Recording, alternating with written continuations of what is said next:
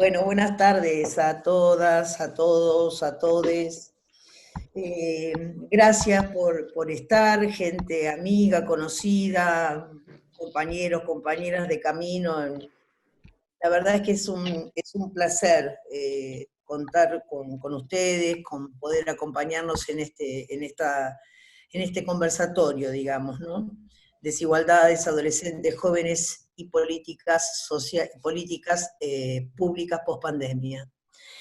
Yo quisiera contarles un chiquitito, ¿no? Muy breve, cómo surge la iniciativa esta y por qué ACEG, por qué Fundación CESI, Fundación Doncel, tres organizaciones que venimos trabajando hace mucho tiempo. eh, Tenemos algunas coincidencias que no son menores y que, o casualidad, tuvieron como resultado lo que les voy a contar ahora, muy sencillamente. ¿Qué nos une a estas tres organizaciones representadas? Levanten la mano, les pido, chicas. ACEG, representada por su directora, Josefina Chávez, querida, ahí está Josefina. Doncel, representada por su directora ejecutiva, Dana Borsese, ahí está. CES, representada por una colaboradora inmensa y responsable de todo nuestro sistema de aprendizaje, monitoreo y evaluación, Ceci Chapato, bueno, y quien les habla. Lo que me parece que es importante decir es por qué cosas nos unieron, digamos, ¿no? Que son implícitas.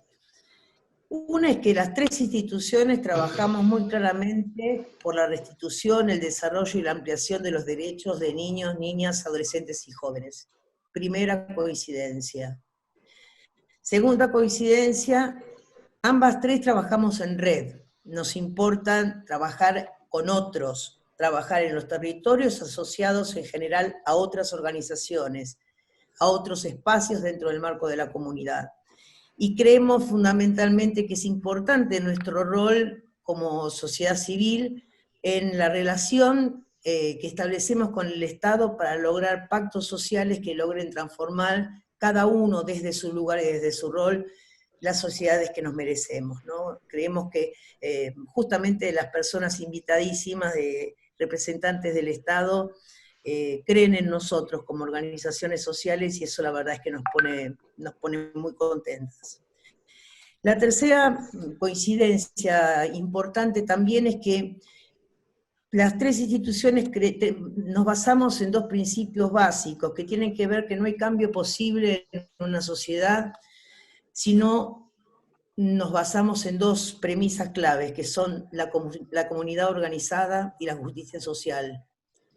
Palabras a lo mejor lejanas en el tiempo, pero muy presentes cada uno de los días con los desafíos que nos tocan en esta situación en la que se encuentra nuestro país. Y sobre todo, las tres instituciones creemos firmemente que los niños, niñas, adolescentes y jóvenes son los actores claves para los cambios que nos toquen hacer, para lograr sociedades más justas, y lo son en el presente y en el futuro. Por eso, de alguna manera no fue casual que desde abril a junio, y sin habernoslo dicho, ambas tres instituciones salimos a hacer un relevamiento. ¿Por qué? Porque nos importaba escuchar a la gente con la que trabajamos, escuchar a las pibas, a los pibes, saber cómo están en esta etapa de pandemia, cómo le están pasando, en qué cosas les cambió la vida, qué preocupaciones tienen, pero también qué los motiva y qué intereses tienen. En esto quiero agradecer también ante todos el apoyo enorme de todas las organizaciones que en momentos difíciles como el que estamos transitando de la pandemia, nos han hecho posible y nos han acercado respuestas de los jóvenes o han abierto las convocatorias para que los jóvenes estuvieran presentes y los adolescentes también. Sabemos algo, y estamos también convencidos de esto, que la pandemia no ha hecho más que profundizar los efectos devastadores, y lo quiero decir con todas las letras, que nos dejaron los 4 años de neoliberalismo, de políticas neoliberales, que afectaron profundamente en lo social, en lo económico, en lo sanitario, en la vida de cada una de las personas de nuestro país. Pero sobre todo, afectaron fuertemente las desigualdades. Y no es lo mismo la pandemia para quienes tenemos la ventaja y la enorme posibilidad de sentirnos privilegiados estando aquí en una reunión como esta, que aquellos que están en los barrios y los que están pasándola mal de verdad, aquellos que no tienen acceso a internet, aquellas mujeres que están siendo violadas, etcétera, etcétera, etcétera, etcétera. Sabemos que no es lo mismo, ustedes saben muy bien de qué estoy hablando. Entonces, ¿qué nos estamos proponiendo con este encuentro? Y con esto termino y les doy la palabra a mis queridísimas amigas y compañeras de camino. Nos proponemos traer la voz de los jóvenes, no hablar por ellos, sino hemos consultado qué opinan, como les decía, no vamos a traducirlos, lo que vamos a hacer es interpretar lo que nos dicen, de alguna manera, en 3 ejes, claramente, que tienen que ver con el sistema de protección, con el sistema educativo, con la educación y con los géneros. Nos parece que son 3 aspectos importantes que queremos en este conversatorio traer la voz de ellos y poder confrontar, repensar, animarnos a proponer y ver cuáles son los desafíos en términos de política pública que nos quedan post pandemia. Revisemos, aprovechemos este momento para seguir haciendo lo mucho que ya estamos haciendo, pero también para pensar hacia el futuro. Y no puedo dejar de nombrar, por supuesto, a 3 personas que tampoco fueron elegidas porque sí, que nos acompañan en este conversatorio y que de alguna manera van a reaccionar frente a lo que escuchen de lo que nos traen las jóvenes y los jóvenes, les jóvenes a nuestro conversatorio, que son nuestro querido amigo y compañero de camino, Gabriel, no te veo, pero ahí estás, ahí te veo, levanta la mano. Gabriel Lerner, muchas gracias por estar, director de CENAF, ya después te presentaré mejor. A nuestra queridísima Laura Penaca, ¿dónde andás, Laura? Allá estás, aquí estás. Un gusto, un placer, de verdad, compañera, que puedas acompañarnos. Mucha historia también, mucha historia. Y bueno, digo, yo no puedo no decir que además de ser quien es como funcionaria, quien ha sido como diputada, es una gran amiga a quien quiero un montón y sobre todo que viene de patear el barrio también. Así que gracias, Checha, muchas gracias, Checha, en el enorme desafío que nos toca. Bueno, le doy la palabra ahora sí a las protagonistas. Arrancamos, Dana, por favor. Bueno, buenas tardes a todos y todas.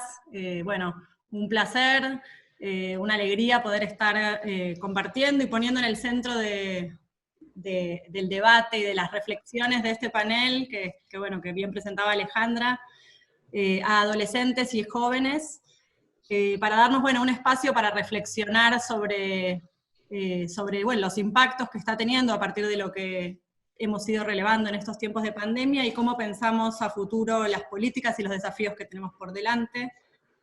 Nos interesa compartir informaciones clave que surgieron de estos relevamientos que desde las 3 organizaciones pusimos en marcha apenas iniciada la pandemia.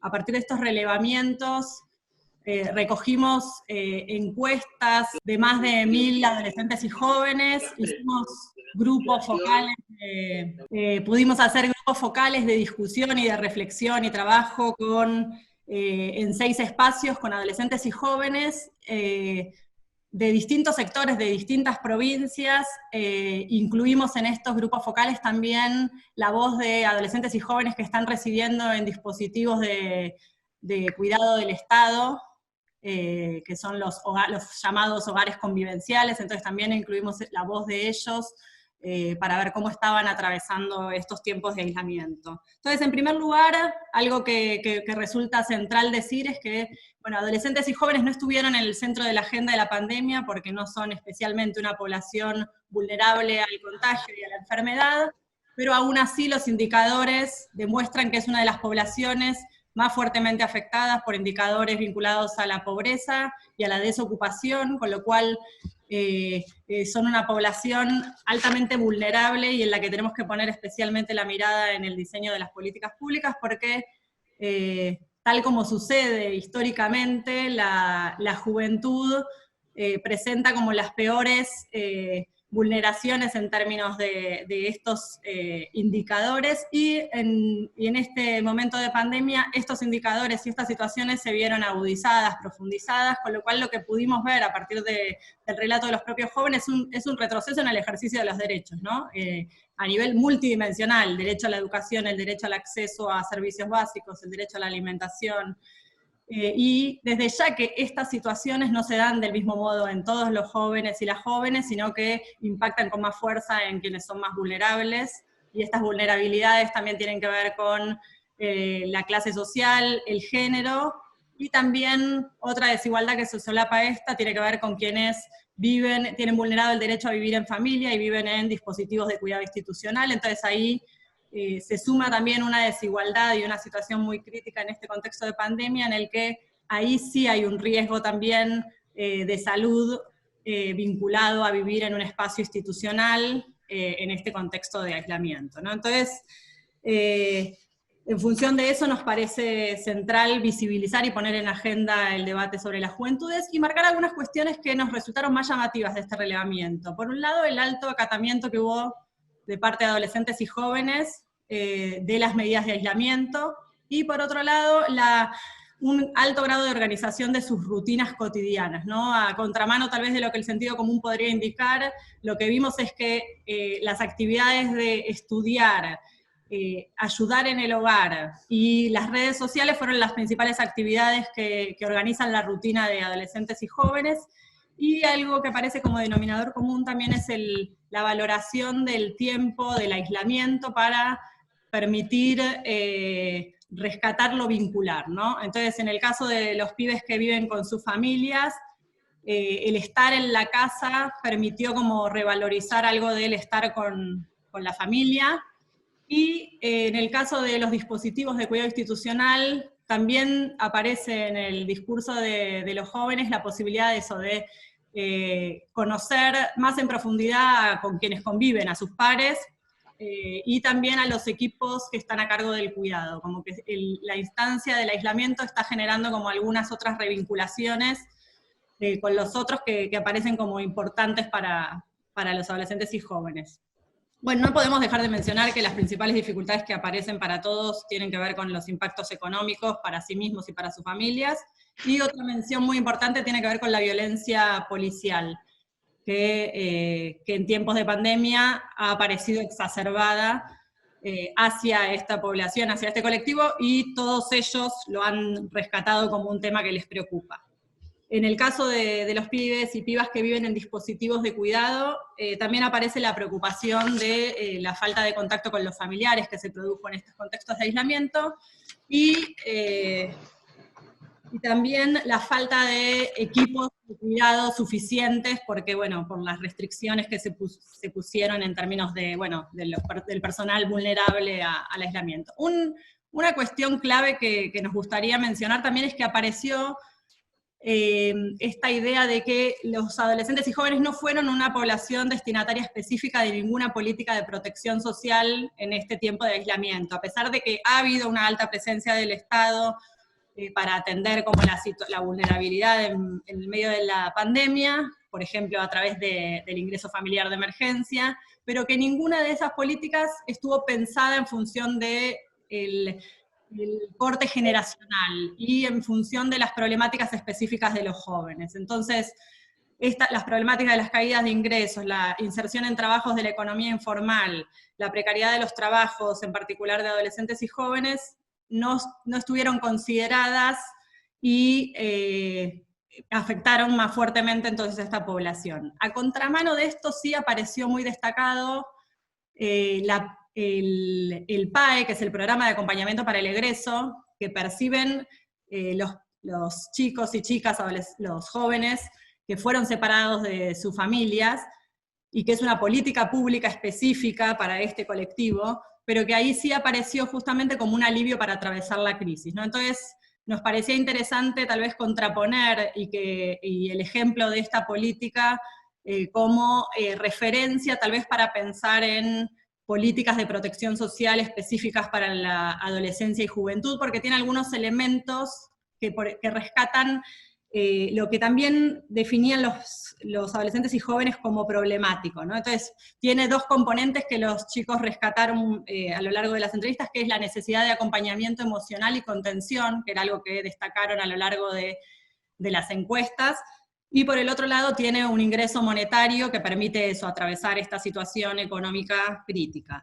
También genera otro desafío, y esta política como el PAE, que es que trasciende la idea de un corte entre la adolescencia y la juventud, y el Estado concibe una idea de transición, ¿no? Más allá de los 18 años, ya no hay compartimentos estancos para pensar, hay una política para la infancia y una política para después de los 18 años, sino que el Estado concibe la necesidad de que hay una transición que acompañar por problemáticas específicas de los adolescentes y jóvenes. Y por otro lado también porque genera un abordaje multisectorial en el que las distintas políticas desde los distintos sectores multidimensionales tienen que abordar al sujeto de manera integral. Y otro aspecto que quiero destacar, y ahí termino como para no alargar, tiene que ver con la centralidad que cobraron los organismos del Sistema de Protección Integral de Derechos como factores de protección de adolescentes y jóvenes, y eso quedó muy en evidencia en el marco de la pandemia. Si bien ninguno de estos organismos dejó de existir porque ni se borraron de la escena, reconvirtieron sus funciones por la necesidad del repliegue, por el riesgo sanitario, y el vacío social que produjo la ausencia de la escuela abierta cotidianamente en términos de espacio social, la escuela, los clubes, los centros de salud, las organizaciones comunitarias, más allá de las presencias que de algún modo siguieron a través de otro tipo de contactos y comunicaciones, para los adolescentes y jóvenes se sintió como una ausencia realmente. Entonces, creo que eso tal vez da pistas para pensar en su importancia y en la necesidad de fortalecerlos para el futuro y la pospandemia, ¿no? Aparecía esto, lo virtual no reemplaza lo cara a cara, los espacios de escucha y como canalizadores también de denuncias, que en la escuela muchas veces, las organizaciones comunitarias, bueno, los espacios de apoyo y seguimiento a las familias dados por los servicios de protección, los servicios locales, y en particular también en los dispositivos de cuidado institucional donde se alojan los adolescentes y jóvenes separados de sus familias, también apareció como necesario y quedó en evidencia la necesidad de tener estándares de calidad de ese cuidado, ¿no? Las instituciones, quedó en evidencia que para atravesar contextos críticos hacen falta contar con determinadas condiciones de cuidado, prácticas de cuidado, equipos de cuidado que puedan afrontar estas situaciones para cuidar de manera con calidad a los adolescentes y jóvenes, y por el otro lado también la necesidad de contar con otras opciones de cuidado distintas al institucional, ¿no? Que también quedó como en jaque a partir del riesgo que supone estar en un contexto institucional en un momento tan crítico por una pandemia. Así que estos son algunos de los emergentes como para compartir con ustedes.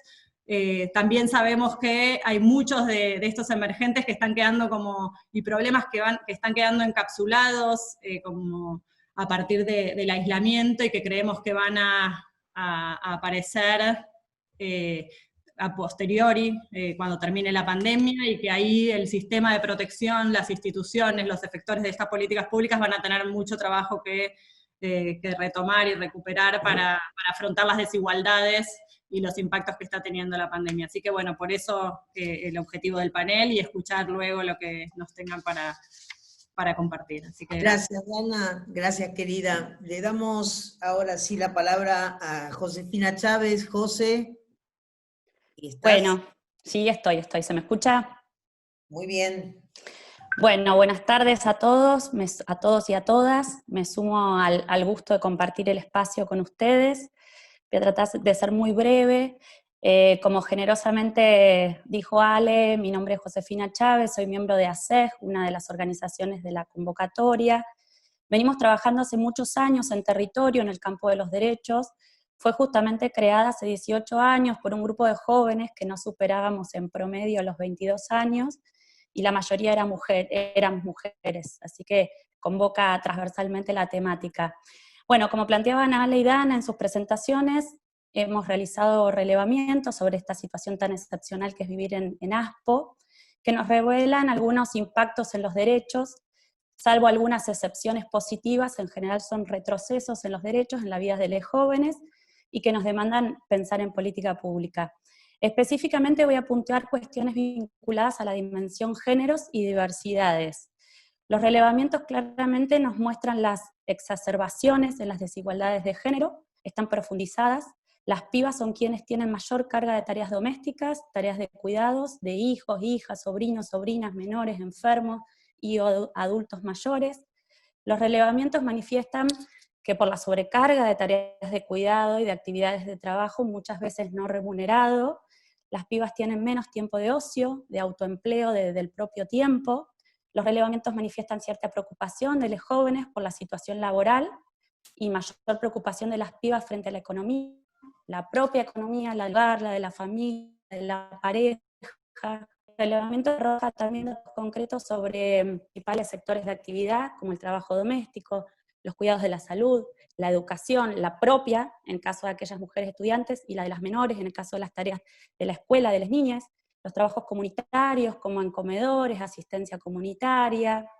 En ese sentido se visibiliza la necesidad de concretas y profundas políticas de cuidado y fortalecer las áreas de niñez y adolescencia, que son esenciales y suelen ser áreas desfinanciadas. Para los que trabajamos en el campo de la niñez lo sabemos. Los relevamientos también manifiestan mayores exposiciones a violencias de género.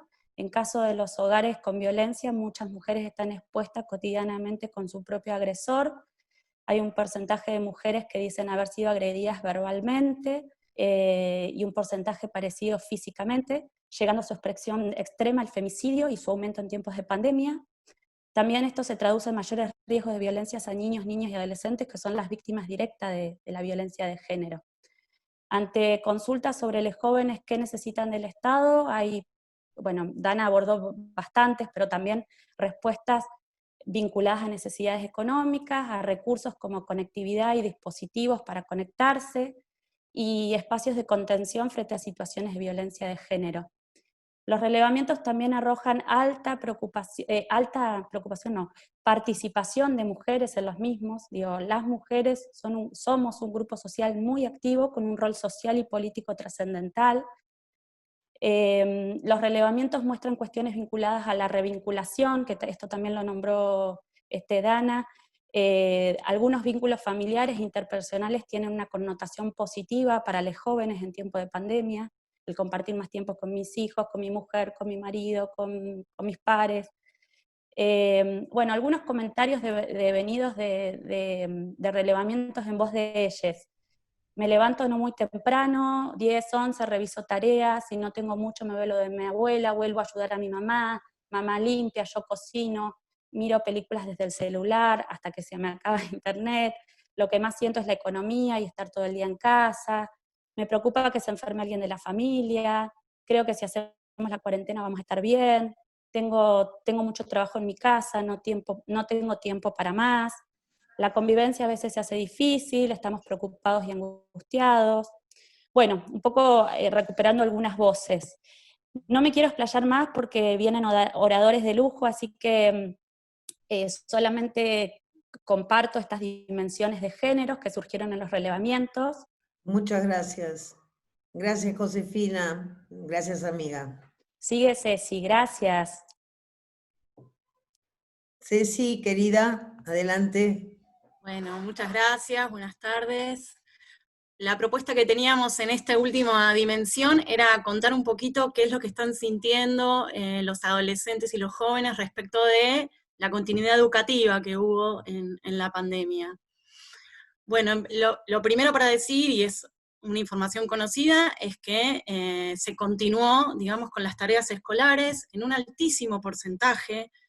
Los adolescentes tienen más cantidad de tareas que niños. Más de un 90% de nuestros adolescentes nos han respondido de que realizan tareas en una frecuencia altísima, de más de 4 días a la semana, ¿no? Si bien hay testimonios que en las últimas semanas eso fue bajando un poco, nosotros estos relevamientos los tenemos desde fines de abril, ha sido altísima. La manera como estudian tiene que ver también un poquito con el tema del conversatorio y con las desigualdades. Más o menos podríamos decir que lo hacen como pueden, pero en ese como pueden, los dispositivos son más bien plataformas educativas o actividades que reciben por WhatsApp.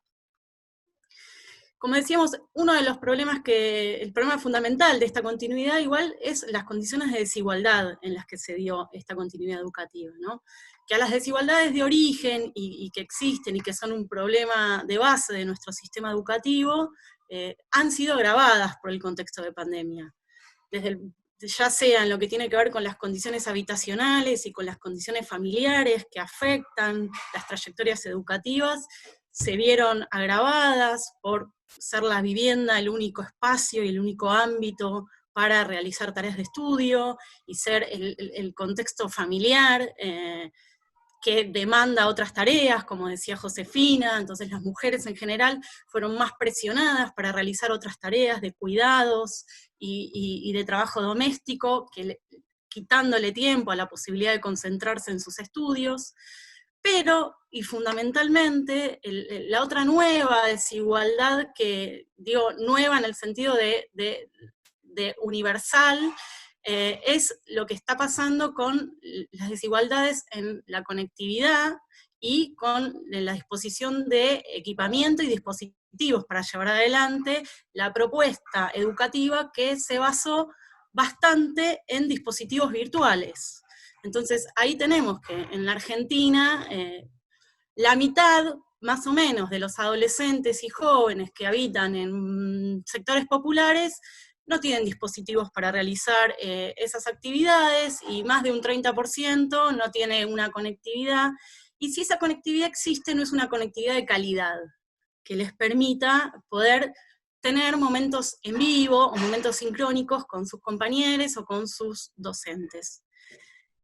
Ni que hablar la situación de los adolescentes y jóvenes que viven en hogares convivenciales, donde directamente ahí no hay conectividad ni hay equipamiento, ¿no? Entonces ahí tenemos también otra fuerte segmentación y otra fuerte desigualdad al interior del colectivo de adolescentes y jóvenes. Esta cuestión, desde la voz propia de los adolescentes, es vivida con mucha frustración, ¿no?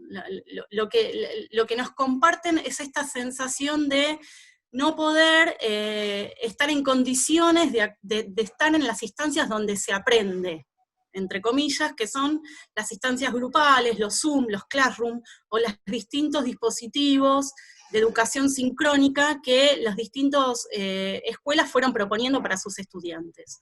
Entonces la sensación es una sensación de frustración y también de sentirse, por una parte, muy exigides por sus docentes, pero con poco acompañamiento en la devolución de las tareas que realizan y en el nivel de la exigencia que tienen.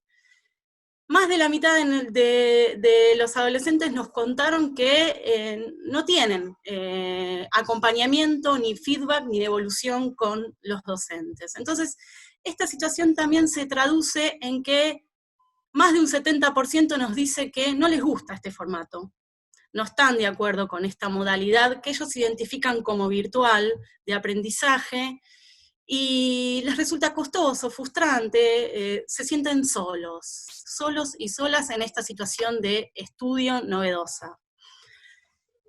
A pesar de que, como decía Dana, relatan tener una rutina muy ordenada en sus vidas, en la distribución de tiempos y todo, digamos, no es una cuestión de falta de organización de las tareas, sino que es una cuestión de falta de conectividad, falta de dispositivos y falta de del rol docente acompañando este proceso.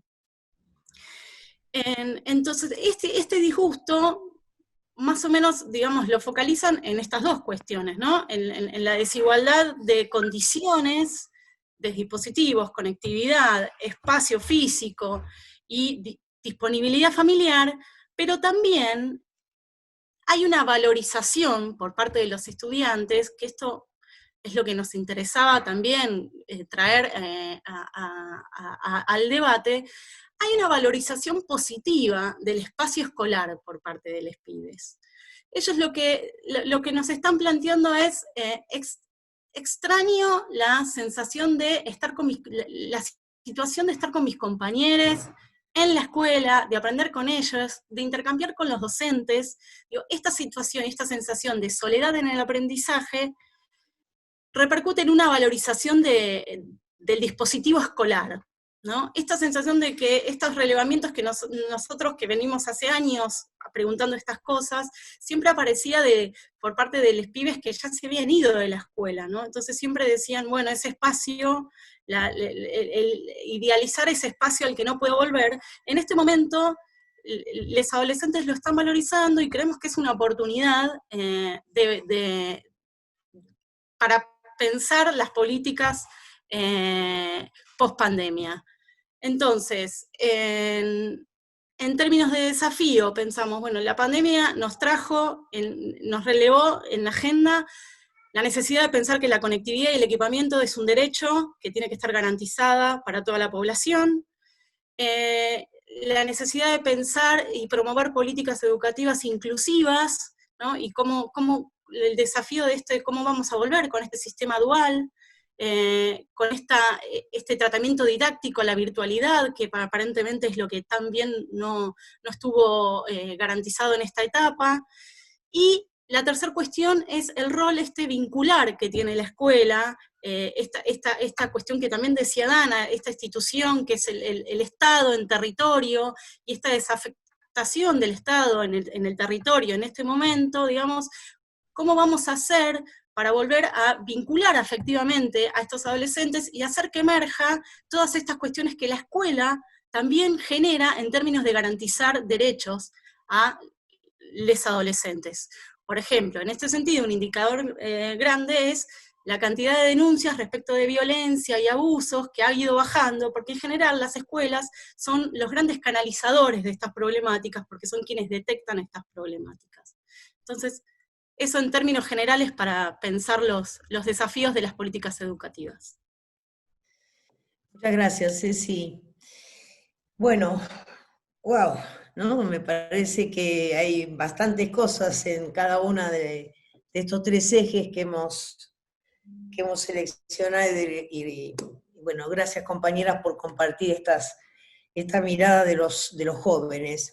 Le vamos a pedir ahora sí entonces a nuestros invitados especiales y queridos compañeros, en este caso a Gabriel. Tanto Gabriel como Laura y Checha tendrán unos entre 10 y 15 minutos cada uno. Es muy probable, les aviso, que nos tengamos que extender al menos 10 minutos, estaba pautado hasta las 5:30, y no creo que lleguemos exactamente a término en ese caso. Gabriel, entonces, Gabriel Lerner, como todos saben, es actualmente nuestro secretario de Niñez, Adolescencia y Familia del Ministerio de Desarrollo Social de la Nación, cargo importante, y si los hay, pero además Gabriel es una persona muy comprometida, abogado, con una larguísima carrera, especialización en derechos de niñez, y fue titular también de la CEDRONAR, ¿no? Entonces, bueno, compañero, larga historia, y creo que sería muy interesante escuchar cuál es tu opinión a partir de lo que les niñas, jóvenes y adolescentes manifestaron. Bueno, ¿se me escucha bien ahí? Muy ¿Sí? bien. Bueno, muy buenas tardes a todos, todas, todes. Gracias Alejandra, gracias Don C, gracias a C, gracias Cés. No, gracias solamente por habernos invitado a hacer algún aporte, sino por la iniciativa, y no hablo solo de esta sala, sino de la iniciativa de la consulta a los chicos y chicas, porque ahí hay un tema que a mí me parece central en el problema de la construcción de las políticas públicas que les destinamos. Y sobre eso voy a hacer una reflexión. Algunas reflexiones puntuales respecto de lo que nos acaban de contar y alguna consideración más general, digamos. Primera cuestión, yo creo que, no me acuerdo si fue Dana la que planteó el tema del elevado cumplimiento de las pautas del aislamiento por parte de adolescencias y juventudes. Yo me voy a enfocar más en hablar de las adolescencias, no franja 13 y 17 años, que son los temas que yo estudio y que trabajamos en la Secretaría, aunque claramente se solapan muchos temas con los jóvenes post-adolescencia. Pero a mí me parece que una conclusión, y para mi gusto irrefutable de este proceso, es que las adolescencias, las juventudes y las niñeces no solamente han sido destinatarias del cuidado en el aislamiento, sino que han sido protagonistas de esta gesta social del cuidado, siguen siendo protagonistas. Digo esto porque si solamente los consideramos objeto destinatario de las políticas y no caracterizamos el rol activo que han tenido los niños, las niñas, los adolescentes y los jóvenes en el esfuerzo social por el cuidado, no vamos a apostar a su protagonismo en la pospandemia y en lo que se viene. Y a mí me parece que ese es un tema central. No se me escapa que aparecen esos datos de la violencia policial exacerbada, que ese es un temón, pero creo que no puede explicarse lo que han hecho cientos de miles o millones de pibes en Argentina en este tiempo a partir de una medida represiva. Yo creo que se han internalizado pautas de conducta y de cuidado que me parece que tienen que ser bien valoradas en la construcción de las políticas que se vienen. Me gustaría tener un rato para ponerme a discutir con esto de si hubo políticas específicas o no, que dijo Dana. Respeto, por supuesto, la percepción de las y los pibes, no pongo en duda que Dana decía lo que relevaron. A mí me parece que lo he hecho en educación, con las discusiones que podemos tener, el IFE llegando a millones de jóvenes, las políticas a niños sin cuidados parentales. Me parece que hay bastante tela para cortar. Me parece que está bueno entender que la percepción de la mayoría de los chicos y chicas con los que han conversado no encuentran una política destinada específicamente a ellos, y ese es un tema para nosotros a considerar. El tema del PAE que dijiste es un tema muy puntual y técnico. Solo quiero decir que nosotros en la Secretaría venimos haciendo un esfuerzo grande para que esa ley buena, una de las pocas cosas buenas de tiempo del macrismo, sea disfrutada por miles de chicos y chicas. Nosotros tomamos la gestión con 185 chicos en el programa, hoy estamos en 355, 92% de incremento, y vamos a seguir trabajando para que les llegue a todos los que corresponden. Para los que no conocen el tema, en Argentina hay entre 9 y 10.000 niños sin cuidados parentales, niños, niñas y adolescentes, de los cuales entre un 35 y un 40% son adolescentes de entre 13 y 17 o 18 años, y a ellos está destinada esta política del programa de asistencia para el egreso. Lo que se dijo recién, Cecilia, está claro que la detección de las situaciones de vulneración de derechos que se dan fundamentalmente en la escuela, en los clubes, en organizaciones sociales en el territorio, en el funcionamiento de la justicia, en la visita periódica al pediatra, obviamente esos caminos se obturaron, se duplicó la demanda a las líneas 102 o similares, que no siempre funcionan adecuadamente bien, pero se duplicaron los llamados, y está claro que los organismos administrativos en el territorio de protección han tenido que encontrar algunas vueltas para poder dar algunas respuestas en un contexto de mucha complejidad, y como decía Josefina, está claro que son organismos que, una institucionalidad que vino para quedarse, la institucionalidad de los organismos de protección, que hace 20 años no existía, los servicios locales, las defensorías en todo el país, es una institucionalidad que vino para quedarse, de la protección especial, y que, como dice Josefina, amerita ser jerarquizada en términos de recursos, de abandonar la precarización del personal. Hay ahí un desafío grande que está en la mochila de este organismo, digamos. Es decir, ahí hay un desafío importante. Yo venía, entre otras cosas, con una carpeta muy gruesa con el tema de la jerarquización de los organismos de protección a nivel territorial. Se planteó un tema interesante que también es parte de nuestra agenda, el problema de las opciones de cuidado alternativo para los niños separados del medio familiar, la opción a la residencia o el hogar.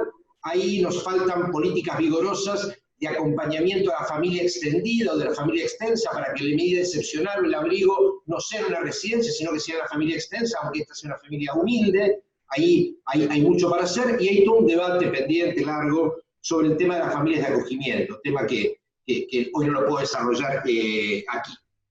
Y lo último que quiero decir al respecto es el tema de la conectividad. En esto recojo 100% dicho por Cecilia. Si no aprendemos que este es un derecho humano básico, en la Argentina en el año 2020 para las adolescencias y las juventudes, si no lo aprendimos ahora, no lo aprendemos más. Me parece que ahí hay un desafío inmenso. Yo creo que algunas de las cuestiones que exhibió y exhibe la pandemia y el aislamiento, de alguna manera también nos ponen en evidencia una serie de carencias que tenemos en la construcción, en la implementación y en el diseño y en la implementación de las políticas públicas destinadas a las adolescencias. Con esto quiere decir que muchas veces hay una confusión en muchos compañeros de que un gobierno popular, caracterizado como tal a partir de cómo se distribuye la renta, cómo crece la economía, cómo mejora el estado de bienestar, muchas veces hay un traslado automático a que eso necesariamente se traduce en adecuadas políticas para las infancias y las adolescencias, y lo cierto es que los elementos del adultocentrismo, de algún nivel de constitución de la subjetividad en términos del neoliberalismo, de defensas corporativas, de trabas culturales, hacen que en algunos temas, y a mí me parece que en las adolescencias en particular eso se evidencia, aún en contexto de gobiernos muy populares, hay limitaciones fuertes para resolver. Voy a poner algunos ejemplos muy rápidamente. El suicidio en la adolescencia crece hace 25 años en Argentina, aún cuando tuvimos políticas vigorosas en materia sanitaria. El problema del embarazo precoz de niñas se mantiene más o menos en los mismos números hace un cuarto de siglo, y hubo gobiernos populares y gobiernos conservadores y neoliberales.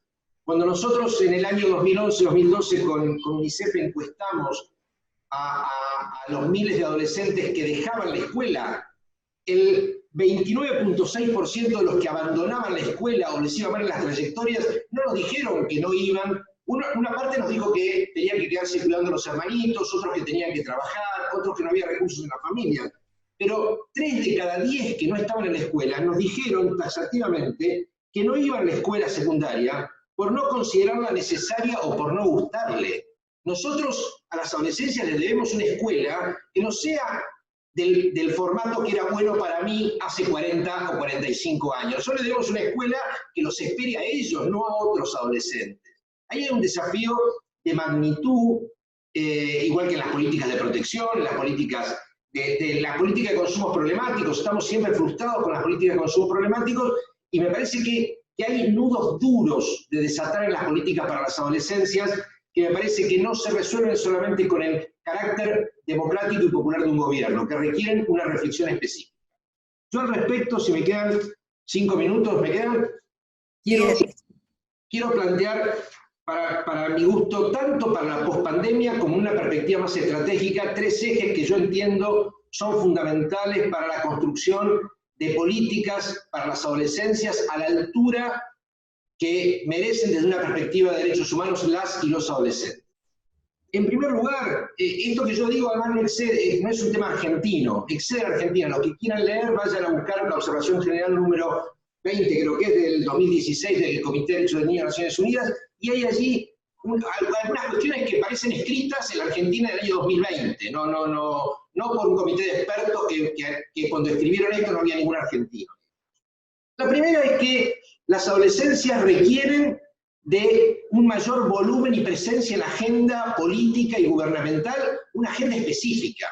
Debemos abandonar la idea de que las adolescencias son simplemente una etapa de transición y que es simplemente un estadio que rápidamente hay que salir de la niñez a las juventudes. Se requieren políticas específicas para las adolescencias con otro nivel de agenda, otro nivel de volumen, que sean reconocidas y que las y los chicos se vean reconocidas en esas políticas. Si bien el Brian que Alberto salió a defender en las elecciones, no era específicamente un adolescente, pero la señal de Alberto con Brian abrazado y con Brian con la gorra, era una señal a les y los pibes, es decir, un gobierno que te está mirando, que te está prestando atención, y los diálogos que Alberto tuvo en la campaña y algún mensaje que dio durante la etapa del aislamiento me parece que de alguna manera muestran alguna idea de lo que yo quiero decir a las apuradas aquí. Me parece que una jerarquización de las infancias en general, pero de las adolescencias en particular, en la agenda pública. La segunda cuestión que nosotros tenemos que poner en tela de juicio la imagen negativa y estereotipada de las adolescencias. Ahí hay un problemón. Y en general, el camino fácil nuestro, de los funcionarios, es poner la mirada en los medios, y ese es un capítulo. Pero también la forma en que se diseñan las políticas públicas muchas veces involuntariamente contribuye a la estigmatización y a la demonización. Si mis políticas para adolescentes son solo leña para que las niñas no se embaracen precozmente, solo políticas para infractores para los chicos que cometieron delitos, solo políticas de consumidores problemáticos, solo política de prevención de la violencia, y no hay una política más amplia de inclusión integral de las adolescencias que aborde los grupos de adolescentes con derechos vulnerados en el marco de una estrategia más integral, involuntariamente, aunque hacen falta las políticas focalizadas para grupos con necesidades específicas, si la señal es esa, la sociedad entiende lo que estamos diciendo, que los adolescentes son grupos problemáticos y la potencialidad transformadora, el aporte positivo que las adolescencias puedan generar en el contexto de la dinámica social, aparecen escasamente dimensionadas, infravaloradas. Por eso yo digo que hay que reivindicar esta actividad proactiva y positiva de las infancias, las adolescencias y las juventudes en el contexto del aislamiento, que eso hay que capitalizar. Y el tercer eje que a mí me interesaría plantear como criterio, y probablemente el fundamental de todo esto, es el tema de la participación, del protagonismo activo e influyente de las adolescencias. Va a ser muy difícil tener políticas de prevención de la violencia o del consumo problemático, o hacer una reforma de la escuela media sin un activo protagonismo de los principales interesados, que son los chicos y las chicas. Y yo no digo que en esta sociedad no haya niñeces y adolescencias muy activas y protagónicas, las hay. Yo no soy un experto de los derechos del niño en el mundo entero, pero la Argentina tiene una gran vitalidad de participación infantil y adolescente. Lo que no hay son cauces para que esa energía y esa creatividad y ese conocimiento de los problemas tenga capacidad de influir en la política pública. Es decir, nosotros cada vez que hay un proceso de defensa de las libertades, o de defensa de los derechos sociales, o de defensa de los derechos de las mujeres, o de la diversidad, de la perspectiva de género, vemos infinidad de chicos en las calles, y los centros de estudiantes se organizan, y los chicos en las redes tienen una gran actividad, pero cuando vemos cómo se gestan las políticas públicas, la incidencia es menor. Entonces me parece ahí que hay un desafío inmenso. Yo creo que la pospandemia debería receptar esto que yo estoy planteando, mayor jerarquía en las políticas para las adolescencias, una mirada más integral de las políticas y no solamente los grupos de adolescentes problemáticos, mucho protagonismo de los chicos. Y ahí hay un desafío inmenso que es el retorno a la escuela. Y con esto quiero cerrar mi reflexión. En la discusión sobre el retorno a la escuela tiene que escuchar a los chicos. Nosotros hemos tenido muchos diálogos, hemos hecho un esfuerzo porque no teníamos una tradición en la CENAF, ni siquiera en mi gestión anterior, de diálogo directo con niños, niñas y adolescentes. Debemos reconocer que veníamos atrasados, seguimos atrasados en eso. Pero los pibes y las pibas te dicen, ¿qué es lo que ustedes quieren hacer? Nuestro esquema de preguntas era cómo estás viviendo el aislamiento, qué cosas te faltan y qué te gustaría hacer. Y en el qué te gustaría hacer, el tema de la escuela aparecía en el 97% de las respuestas. Y los chicos y las chicas decían, la escuela, mis amigos. La escuela, la pelota. La escuela, el barrio. Entonces, si pensamos la vuelta a la escuela solo en términos pedagógicos o de trayectorias educativas, y no en términos de la escuela como un parte integrante del sistema de protección de derechos, como un lugar de promoción del cuidado, si no la miramos en términos vinculares, me parece que no los estaríamos escuchando. Me parece que, y redondeo con esto, me parece que la construcción de las políticas de hoy para los pibes y las pibas, y las que se tienen que venir, requieren de un mundo adulto, que nos bajemos del pedestal y que seamos capaces de dialogar y escucharlo, porque hay ahí pistas espectaculares de lo que debiéramos estar haciendo. Sé que muchas de las cosas las estamos haciendo, pero creo que hay desafíos inmensos y me parece que nosotros tenemos que ponernos los pantalones largos, ¿no, los chicos, para afrontar esos desafíos. Bueno, les agradezco mucho, disculpen que hable corriendo, pero quería cumplir con las consignas. Muchas gracias por la atención. No, muchas gracias a vos, Gabriel, muy clara tu perspectiva. Les avisamos a todos que pueden ir empezando a hacer preguntas por el chat. Vamos a tomar solo un par seguramente por una cuestión de tiempo, o tres, pero una para cada uno de los ponentes, pero es importante que las pongan en el chat. Le damos la palabra ahora sí a nuestra querida Laura Penaca, compañera. Laura es docente, especialista en educación y tecnologías, tiene una larguísima carrera apuntada a la igualdad de derechos. Fue coordinadora de nuestro plan de inclusión digital educativa y nada más y nada menos de nuestro extrañadísimo programa Conectar Igualdad, que está volviendo a aparecer. Y actualmente es directora nacional de educación secundaria del Ministerio de Educación de la Nación. Gracias, Laura, y te escuchamos. Hola, ¿qué tal? Buenas tardes. Muchísimas gracias a Fundación CES, a CEG y a Doncel por la invitación. En particular a Dana, que además de todo es mi amiga también, y que trabajamos juntas en la política de inclusión digital más grande del mundo, que fue Conectar Igualdad. Bueno, muchísimas gracias. Es un honor estar hoy acá compartiendo el panel con colegas con tanta trayectoria y con todos y todas ustedes. Bueno, la verdad es que es muy auspicioso escucharlo a Gabriel porque tengo tantas coincidencias en todo lo que planteó, entonces uno piensa, ¿no?, que está bueno que el enfoque y la mirada sobre las políticas públicas tengan un direccionamiento tan común, ¿no? De hecho, miren, les mostraría la hoja donde me hice los apuntes, el punteo, porque tengo el mismo dato que dijo Gabriel, de este grupo del 29,6, que afirma que se fue de la escuela porque no la considera necesaria. Es un dato que me quita bastante el sueño, y lo tenía acá preparado para compartirlo con ustedes.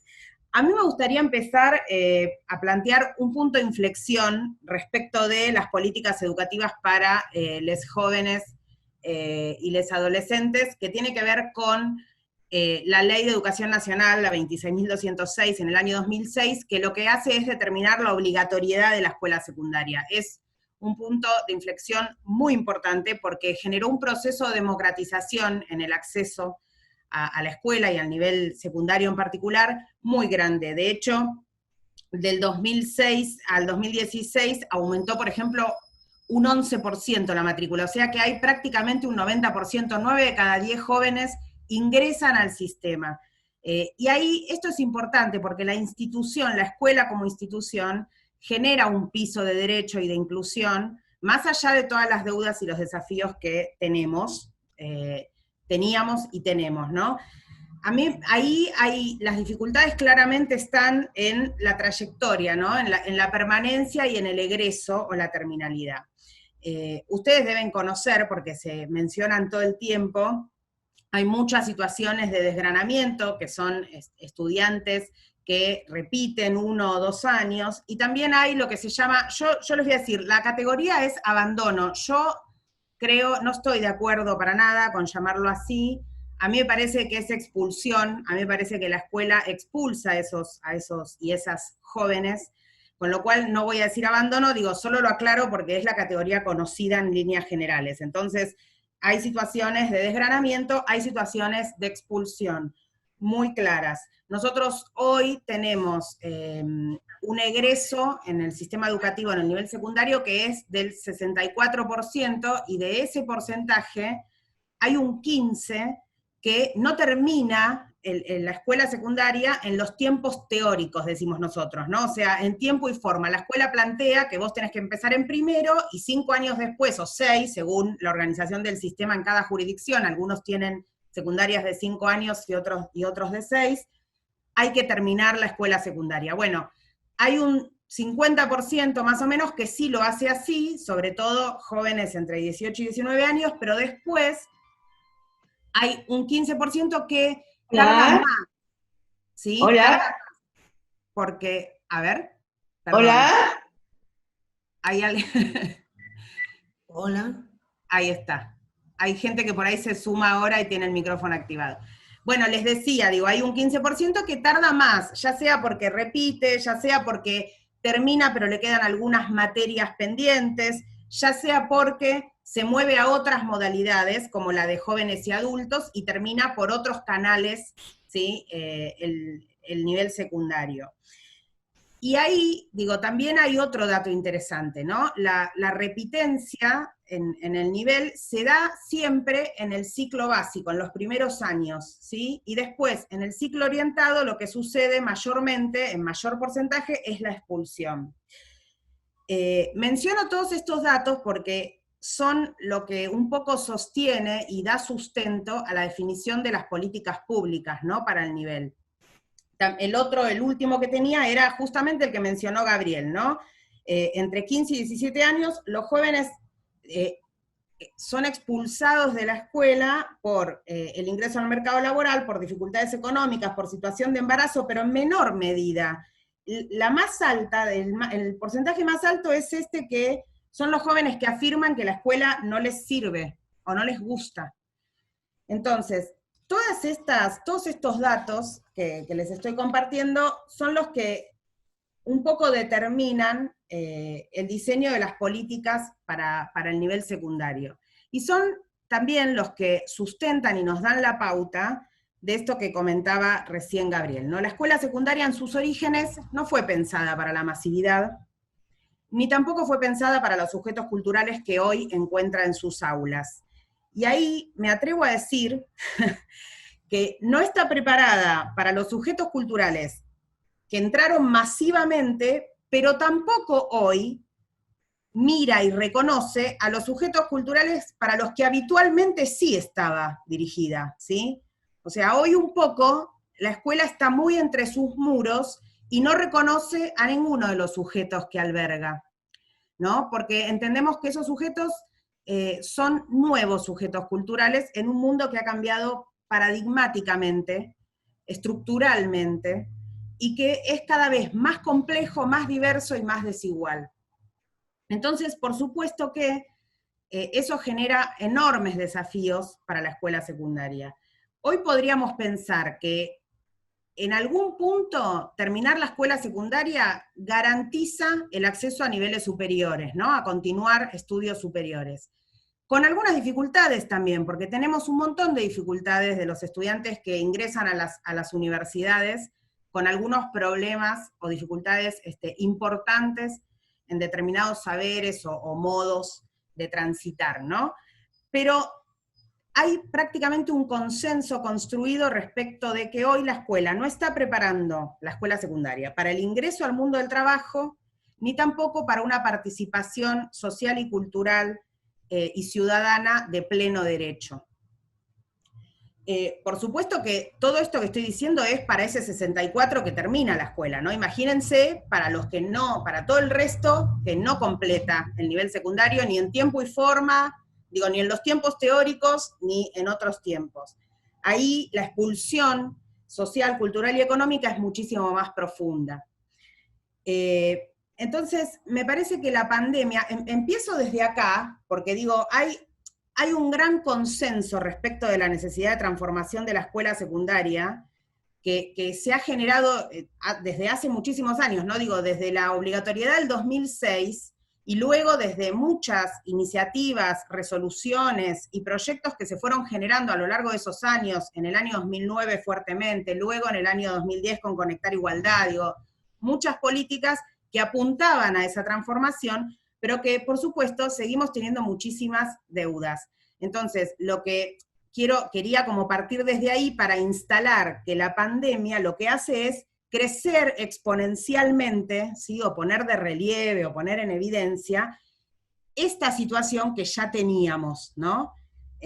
Porque justamente lo que nos pasa es que seguimos con una escuela, ¿no? Pensada en sus orígenes para la formación de las élites, para la selección, para la homogeneización, digo, y en el siglo XIX. Entonces, era algo que ya nos pasaba. Ahora la pandemia lo pone muy blanco sobre negro. ¿Y qué pasa? Estos jóvenes que nosotros vemos que transitan el nivel con dificultades, este 15% que yo les digo, que no terminan el tiempo teórico, bueno, se nos empiezan a caer, tenemos altas chances de que terminen de caerse del nivel, ¿sí? De que el nivel los termine de expulsar. Eso un poco es lo que me parece que trae la pandemia. Me parece que aparece como una lógica o como un mecanismo de expulsión muy fuerte de un nivel que ya tenía muchísimas deudas, más allá de todos los logros y el proceso de democratización muy grande que se generó. De hecho, estos últimos años, entre los avances que se realizaron, hubo muchas jurisdicciones que generaron procesos de transformación de la escuela secundaria y empezaron a tocar algunos núcleos duros, ¿no? Yo que me dedico a la tecnología, digo el hardcore de la escuela, ¿no? O como meterse en la Matrix. Es tan difícil porque hay una inercia generada de tantos y tantos años, ¿no? De un siglo entero prácticamente. Bueno, en esto venimos avanzando. Entonces, me parece que pensar el nivel y las políticas públicas para el nivel en la pospandemia tiene que profundizar, ¿no? En cuestiones que ya veníamos trabajando, pero que ahora parecen como ineludibles, porque tienen que ver fuertemente con ir en contra de las lógicas de expulsión, con garantizar un piso de derecho universal. Y eso es una responsabilidad política del Estado, que es inevitable, que es ineludible. Acá ya no se pone en discusión entonces si hay más o menos consenso respecto de un enfoque, si nos parece que tenemos que trabajar por campos de conocimiento, o si nos parece que tenemos que hacer foco en las capacidades, ¿no? Es un poco lo que decía Gabriel de, bueno, la verdad es que no pensemos solamente las dimensiones pedagógicas, porque acá lo que nos está pasando es que hay una expulsión absoluta, ¿sí?, de todo lo que tenga que ver con lo social, lo cultural y lo económico, ¿no? La pandemia nos puso en ese escenario fuertemente. Entonces, no sé, no controlé el tiempo, perdón, ustedes me dicen, igual... Estamos, Laura, pero podés ir cerrando, tranquila. Cierro, sí, cierro con esto que es un poco lo que venimos pensando, ¿no? Venimos pensando el nivel para las políticas para la pospandemia, pensamos la urgencia y pensamos el largo plazo porque entendemos que es lo que hay que continuar, ¿no? De estos desafíos que ya teníamos. En dos dimensiones político-pedagógicas, la inclusión y la relevancia. ¿Con esto qué quiero decir? ¿Qué queremos? Queremos que los estudiantes ingresen, reingresen, permanezcan y egresen, que estén todos adentro de las escuelas secundarias, eso es la inclusión, pero además queremos que la escuela los convoque y los vaya a buscar en los modos de producir saber, de comunicarse, de crear, de producir, en los que ellos están. Y ahí viene el tema de la relevancia, ¿sí?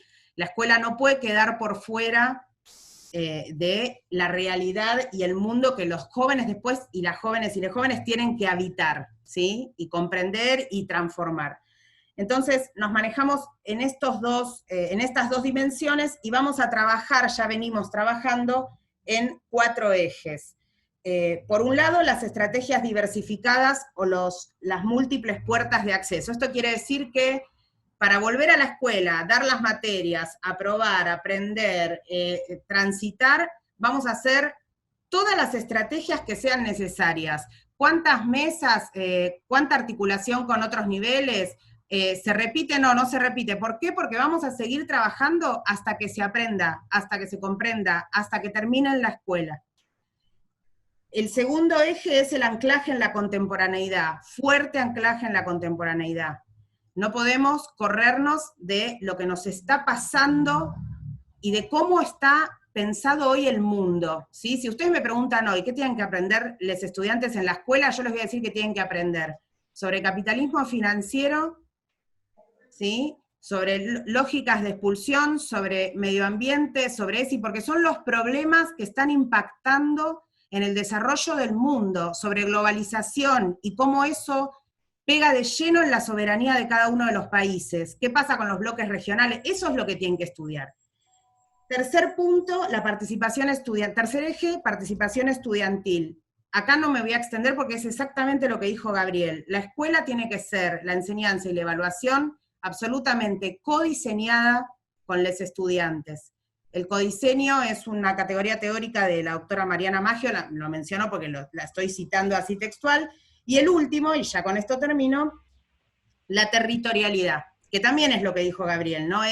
La escuela no puede estar encerrada en sus muros pensando en enseñar lengua, matemáticas, sí, por supuesto, tiene que enseñar todo eso, pero la escuela tiene que tejer red con todas las organizaciones y con todos los territorios y con todo el afuera porque hoy para sostener a nuestros jóvenes, a nuestras jóvenes, necesariamente tenemos que hacer esa trama, ¿sí? Que conecte la escuela con el mundo, con la realidad, con fuertes intervenciones comunitarias y con los intereses de nuestros y nuestras jóvenes.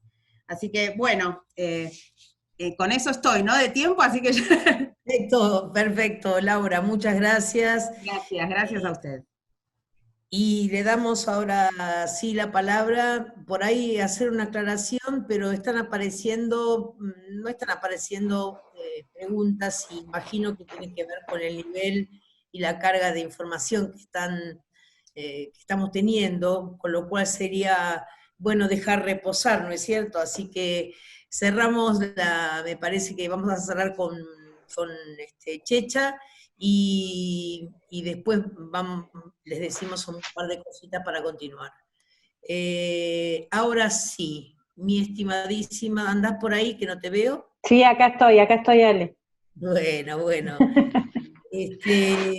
Bueno, entonces, finalmente, y para cerrar este impactante, diría yo, panel que nos está pensando y muchísimo en el porvenir, contamos con Checha, que es licenciada en Comunicación Social. Cecilia Checha Merchán Salvatori es todo su nombre, para que lo sepan.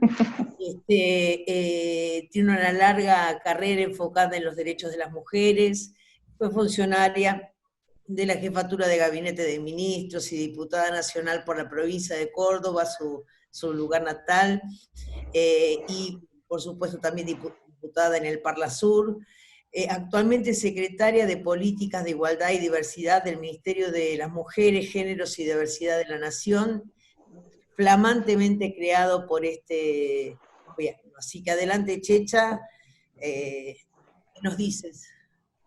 Gracias, Ale. Bueno, yo la verdad voy a ser corta en los agradecimientos, pero no puedo dejar de decir que estoy muy contenta de este tipo de conversación, ¿no? Donde podemos ir retomando cada una de lo que van haciendo las demás.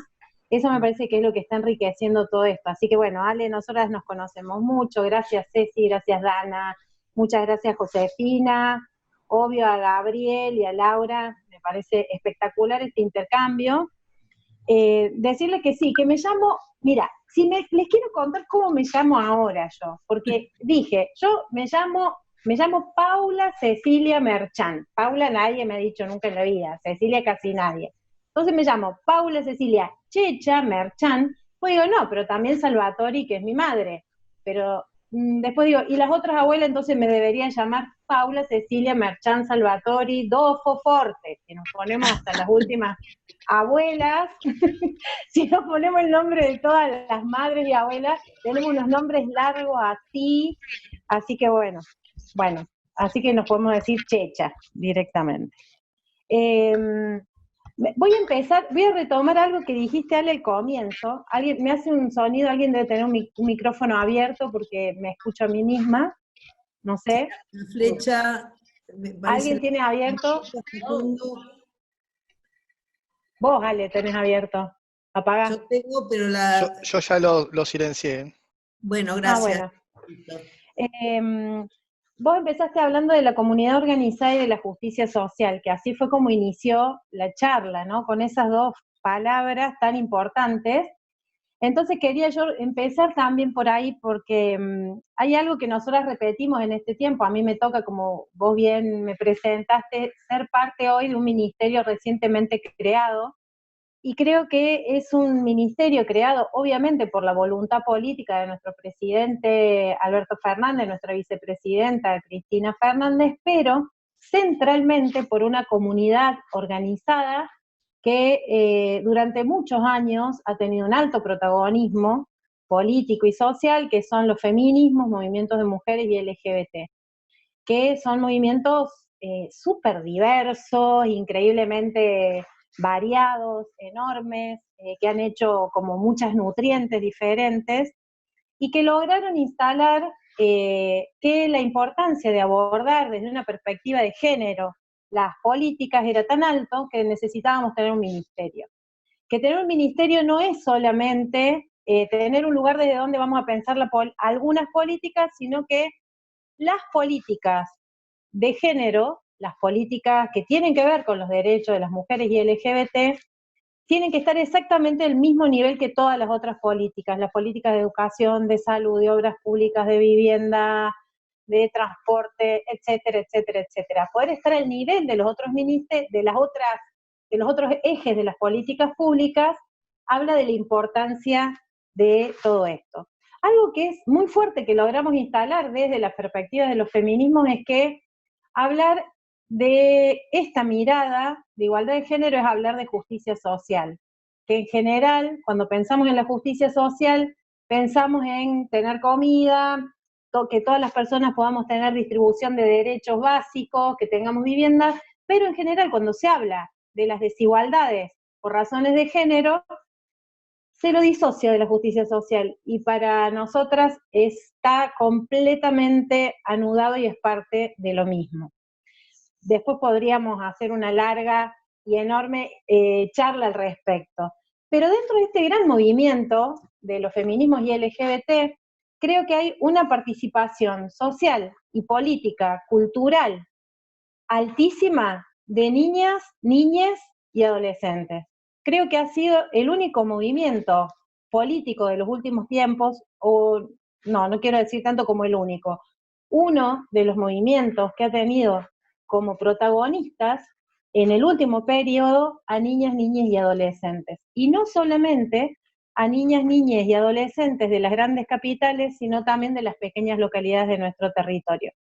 Es impactante para quienes conocemos las pequeñas localidades, los pequeños lugares, los poblados, ver que cuando pensamos en la marea de movimiento que ha creado estas políticas públicas, no solamente es esa marea enorme que vemos cuando hay grandes movilizaciones, sino también esa marea que se da cuando una niña o un adolescente de 15 años, de 14 años, discute temas en su mesa familiar en una localidad de 1.000 o 2.000 habitantes. Entonces creo que es muy importante el aporte que han hecho las adolescentes fundamentalmente a este proceso. Tomando esto que bien decía Gabriel, desde qué lugar vamos a mirar a niñas, niñes y adolescentes, no solamente desde el lugar problemático, sino en nuestro caso como creadoras de políticas públicas. Así que me parece que eso es como muy importante.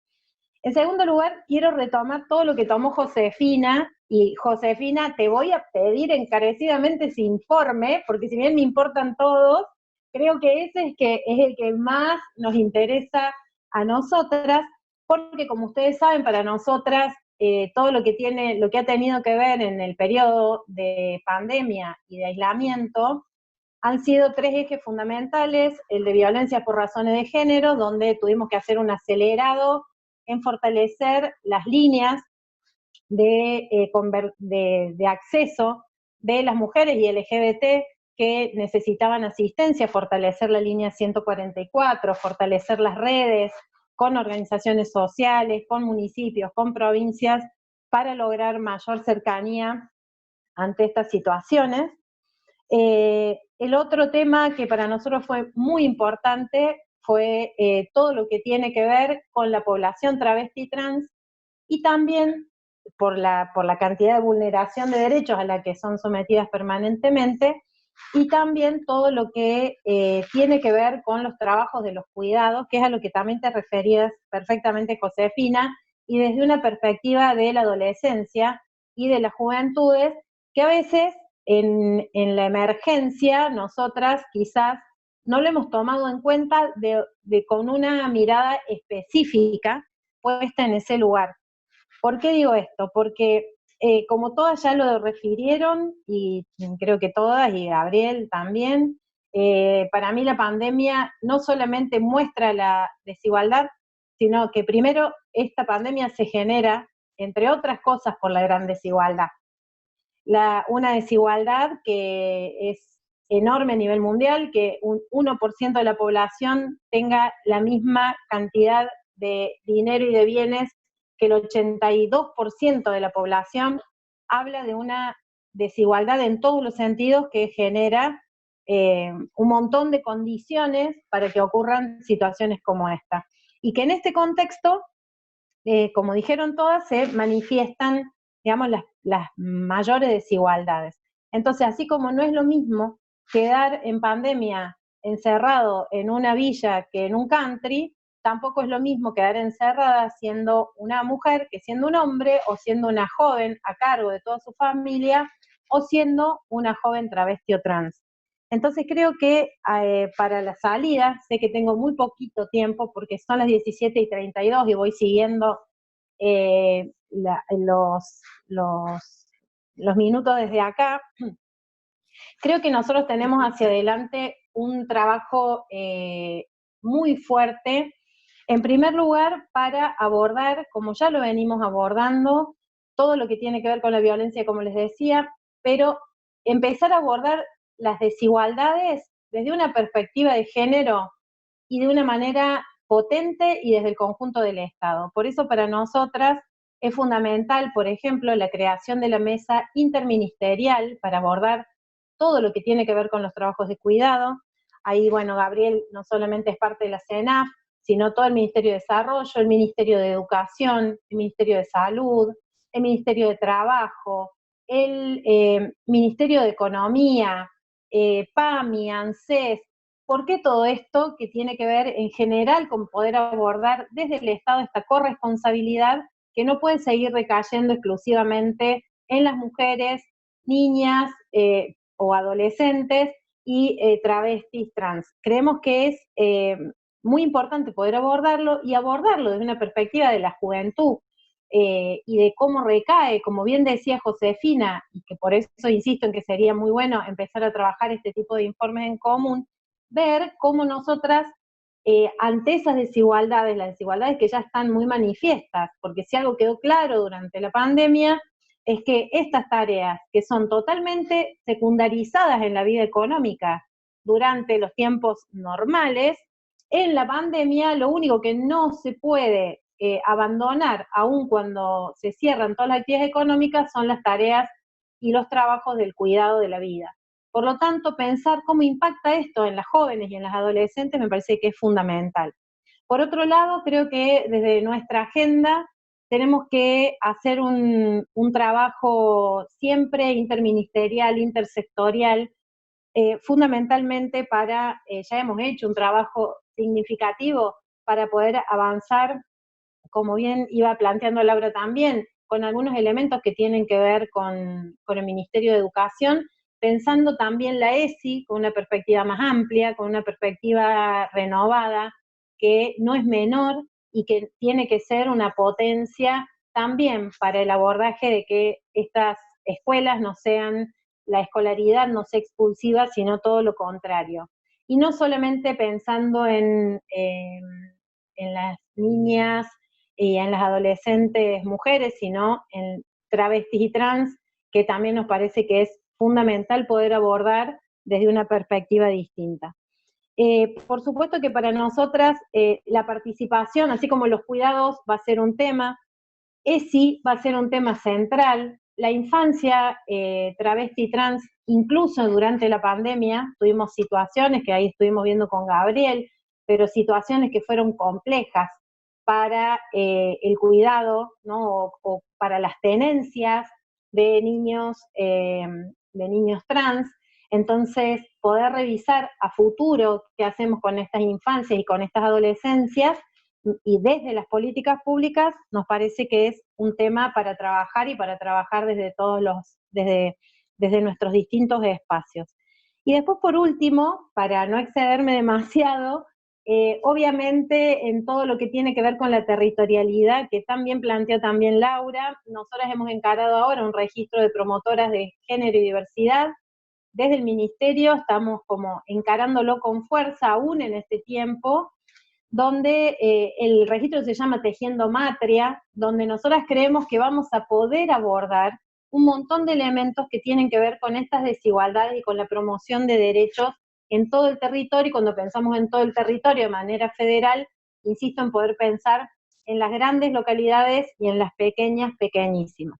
Y por último, decir que creo que desde todos nuestros espacios, así como la juventud ha sido realmente fuerte a la hora de impulsar elementos que tuvieron que ver con el cambio de paradigma o con el entusiasmo renovado dentro de los movimientos feministas y LGBT, creo que las juventudes, y fundamentalmente las jóvenes y les jóvenes, están haciendo un aporte absolutamente significativo para todo lo que tiene que ver con poder pensar. ¿Hola? Sí, te ¿Me escuchamos. escuchan? Ah, no me ven. Bueno, porque no se me apagó la cámara, no importa. Poder pensar en este aporte que están haciendo y creo que nos puede llegar a salvar incluso como humanidad para poder pensar nuestro vínculo con la tierra, nuestro vínculo con el ambiente, nuestro vínculo con la alimentación. En todos los sectores sociales, nuestros chicos en un montón de sectores están discutiendo y están pensando el futuro de una manera renovada, de una manera transformadora, de una manera que creo que tenemos que aprender y que tenemos que saber escuchar, porque en todos los ámbitos realmente están haciendo un aporte muy significativo. Así que bueno, son las 37, creo que me extendí un montón. No, muy bien, Checha, gracias, muchas gracias. A ver, gente, yo creo que es significativo que no haya preguntas. Empezamos, de todas maneras, estamos terminando nos tomamos 1 hora y media, esa es la verdad, no más que eso, porque empezamos casi cuarto, ¿sí? Para que todos sepamos. Yo creo que hay 2 o 3 cuestiones. Una, que por supuesto podemos hacer circular los relevamientos y les va a llegar a cada uno de ustedes este pack de información con la síntesis que nuestras queridas compañeras Dana, Ceci, Josefina han mostrado. Pero me gustaría también tomar una propuesta de alguien, que es por qué no tener una red con los correos de quienes participaron, que en esta vuelta, obviamente por el nivel enorme de información que recibimos y por la cantidad, ¿cómo se llama?, de recomendaciones, etcétera, por ahí sería bueno sostener un espacio de intercambio y de diálogo. Me parece, si se animan los equipos de nuestras instituciones, me parece una muy buena iniciativa. Esto por un lado. La segunda cuestión es, sí quiero, antes de cerrar, agradecerle muy, muy, muy fuertemente a los equipos de las 3 instituciones. No ha sido una tarea sencilla, y agradecerles también a nuestros socios. No ha sido una tarea fácil, no somos las caras visibles, pero detrás nuestro hay mucha gente trabajando, los equipos de comunicación, etcétera, etcétera. Así que mil gracias, compañeras y compañeros, les pido un aplauso para ellos porque lo merecen de verdad por todo el apoyo que nos han dado. Y la tercera cuestión que sí quisiera resaltar, además de haber escuchado atentamente, me parece que estamos en un momento significativo y de cambio. Las crisis grandes y las crisis profundas en general también pueden significar y ser motores para cambiar. Y me gustaría terminar simplemente con algunos aspectos que mencionaron los queridísimos compañeros Gabriel, Checha y Laura, que tienen que ver con cuáles son partes de esos cambios que necesitamos hacer. El primero de ellos es, Gabriel hablaba de jerarquizar. Yo diría, así simplemente y como en los barrios, nos tenemos que creer de verdad y en conjunto y como sociedad que la voz de los pibes y de las pibas vale.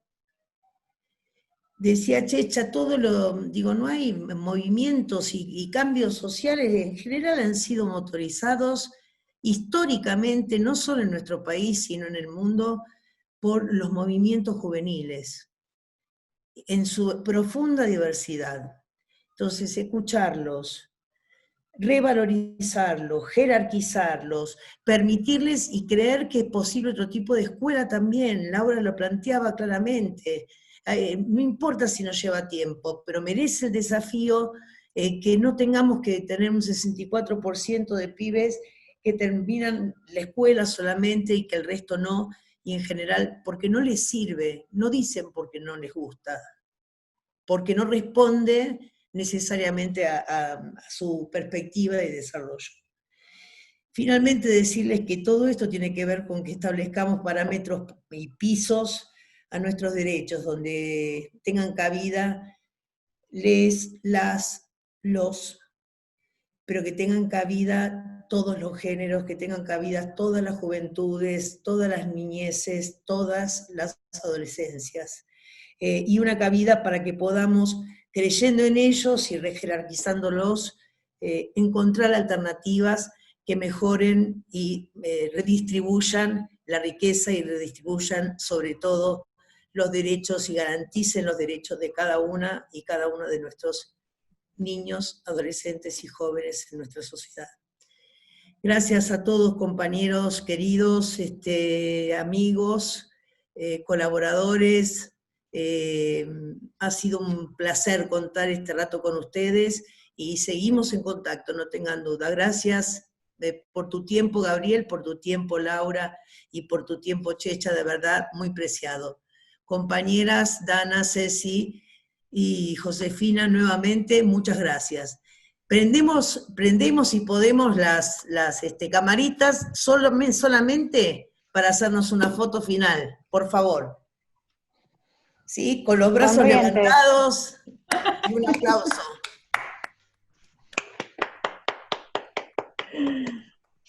Gracias, Gracias, compañeros.